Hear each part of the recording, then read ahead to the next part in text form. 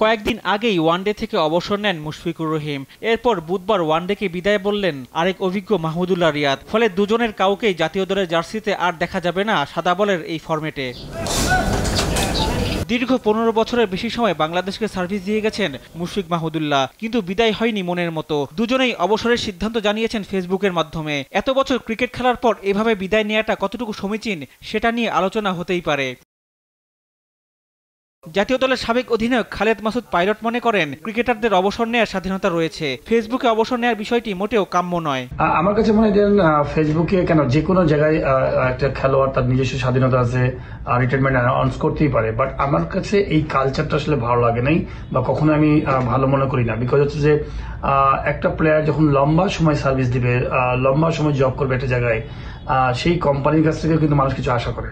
তো আমাদের ক্রিকেট বোর্ডে যেহেতু জব করেছেন, বাংলাদেশ টিমের জন্য সার্ভ করেছেন, আমার মনে হয় যে একটা সুন্দর মিউচুয়াল আন্ডারস্ট্যান্ডিং, যে ম্যানেজমেন্ট তাদেরকে সুন্দর করে হয়তো তাদের সাথে একটা আলাপ করতে পারতো যে তোমরা কোন সময়ে রিটায়ারমেন্টে যেতে যাচ্ছ, বা ম্যানেজমেন্ট হয়তো বলে দিবে যে আমরা তোমাকে বা তোমাদেরকে আমরা নেক্সট 6 মাস আমরা দেখবো, এই 6 মাসের মধ্যে একটা ডিসিশন নাও। তো সব কিছু মিলে আমার মনে হয় যে একদম সুন্দর, মানে আমি বলবো যে পরিপূর্ণভাবে যে মাঠ থেকে একটা খেলোয়াড়কে রিটায়ারমেন্টটা সেটা কিন্তু সম্ভব। সাবেক এই ক্রিকেটারের মতে অন্তত সংবাদ সম্মেলন ডেকে অবসর নিলেও ক্রিকেটারদের দীর্ঘ যাত্রার অভিজ্ঞতা তাদের ভক্তরা জানতে পারত, এটা ভালো আদর্শ হতে পারে।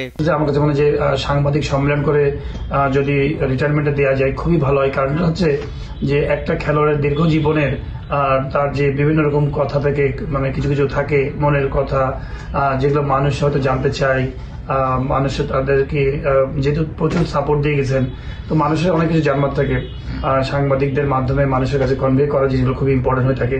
তো দেখবেন যে কোনো বড় বড় গ্রেট প্লেয়াররা যখন রিটায়ারমেন্টে স্পিচ দেয় তখন কিন্তু অনেক সুন্দর সুন্দর সুন্দর কিন্তু কিছু বাণী বা কথাগুলো বলেন।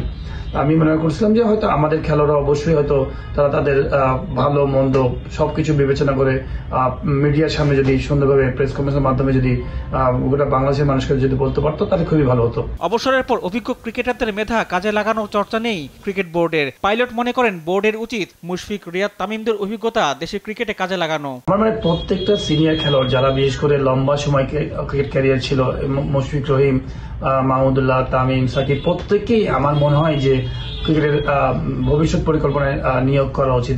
এখন হচ্ছে আমার কাছে মনে হয় তাদের দেবার সময় যে বাংলাদেশ ক্রিকেট বোর্ড তাদেরকে কিভাবে নিয়ে তাদেরকে কিভাবে সুন্দরভাবে ইউজ করবে কোন কোন জায়গায়, সেটা আমার মনে হয় বাংলাদেশ ক্রিকেট বোর্ডের দায়িত্ব।